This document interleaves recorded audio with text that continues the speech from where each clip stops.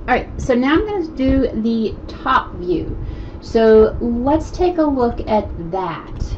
So the top view, I only did a part of it. So let me squish this back down. So I'm going to project up. So I'm going to go L for line. Oops, let me switch layers. So I'm going to go back to my visible. L for line. I'm going to bring it up. And I'm also going to do it this way. L for line here and bring this up. These are going to be my construction lines, just to make my life a little bit easier.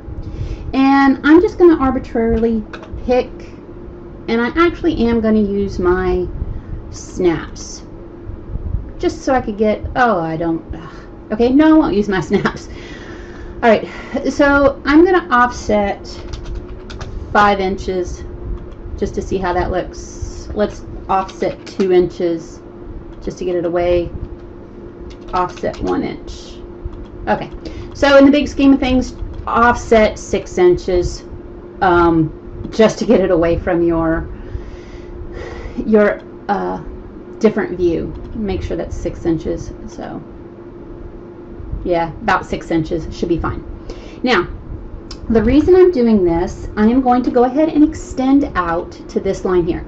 I am going to create my object up here, my top view up here, and I am actually going to use my miter line. Okay, the way to do that, let me expand that, is when you're doing the miter line, I'm going to just pull this over, ortho is on.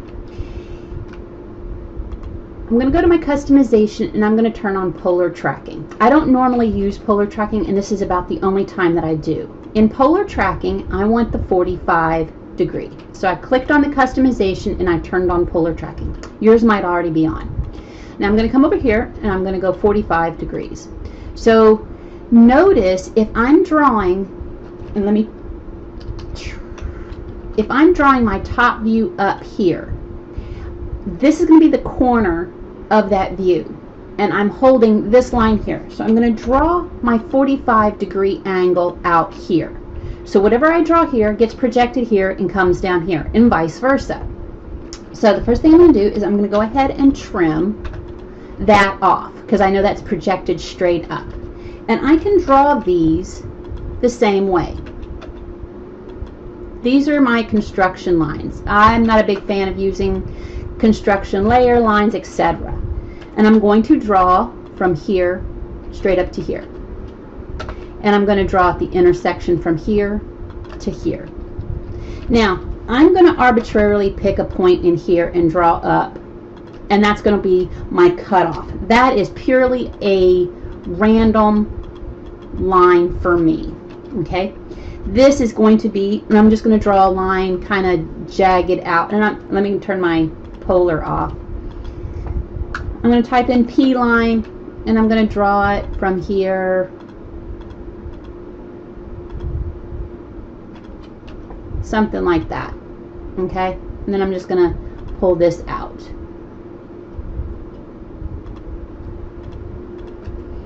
Alright, I don't like how that looks. That looks a little bit sharp. Okay, so that's just like the break line. You can make yours a little bit neater, add a vertex if you want.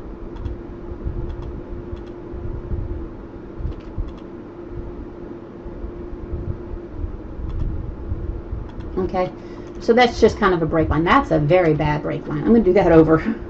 P line, and then I'm just going to,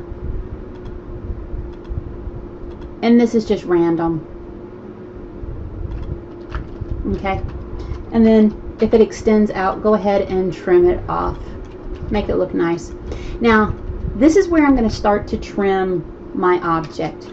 I need to extend this line first to that line, and I'm going to trim all of these lines up. So I'm going to go ahead and get rid of those, and I'm going to get rid of these, and all I'm doing is creating a view window per se. Now, where this actually is on this side, this circle, if I bring a line up from that endpoint, turn my ortho on,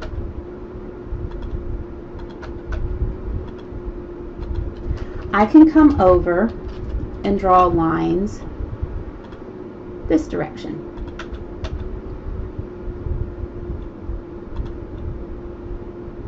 Now, I don't actually need the center one because as soon as I trim these out, I'll find the center.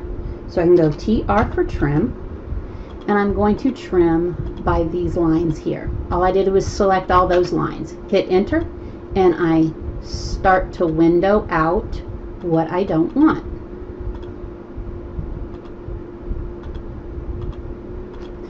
And I can switch, go to home, go to center, annotate my center lines between here and here, and here and here, right? Now I also have this line here, and it gets projected up, perpendicular. I'm going to switch that to hidden line in 2 seconds. I'm going to trim by these two lines, get rid of those. MA for match properties. I'm going to pick the hidden line, pick that line, pick that line. Now I'm going to go ahead and switch to my hidden lines. Draw this line up and turn my snaps off for right now. Draw this line up, turn my snap back on, whoops, and turn it back off because it keeps snapping to too many things. And turn it back on, off on, off on. F3 also works, just for your information. And I'll trim. F3 turns your O snaps on and off on your keyboard. Hit enter. I'm going to get rid of these lines, and I'm going to get rid of those lines. All right, so let me smoosh this back. So that's basically where our hidden lines are coming from. Now the radius on these corners, so fillet radius 0.25, here to here, and here to here. And I'm going to get rid of all of this, highlight it and delete, and I'm done. Now, what you need to do now is to go ahead and dimension the object. If you want, I can show you how to bring in a picture. So that is easy enough. I'm going to go ahead and show you how to do that, but we'll go into that a little bit later in this semester.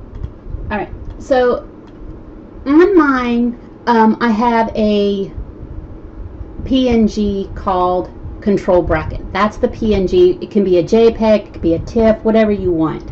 So all I have to do is I'm going to squish this over so you can see it. So I know where my TIFF, JPEG, PNG, whatever it is. All I have to do is grab it and drag it to this drawing here. And then I'm going to set it over into this corner here.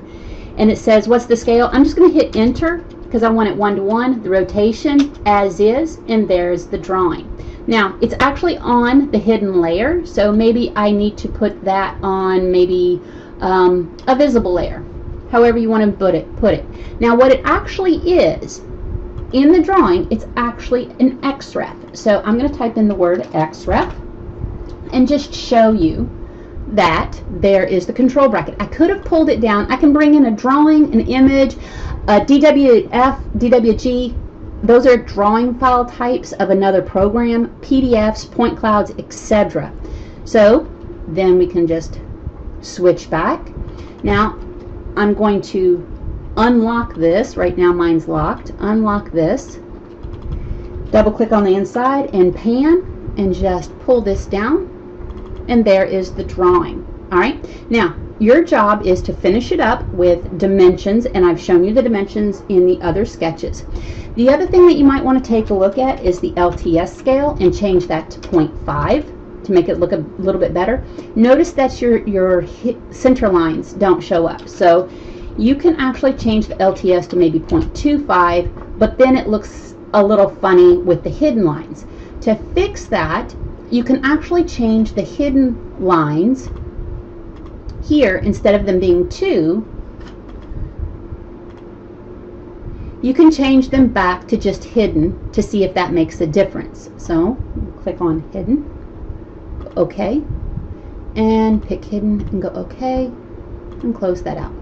And it goes back to looking nice. All right, so that's how your LTS scale works in addition to this. All right, so the rest of the job is going to be yours. I'm going to move this over. That's too close. M for move. And then get my orthos off. Get that up there like that. And now you should be set with dimensioning everything out. If you have questions, just let me know. That's it for this video series.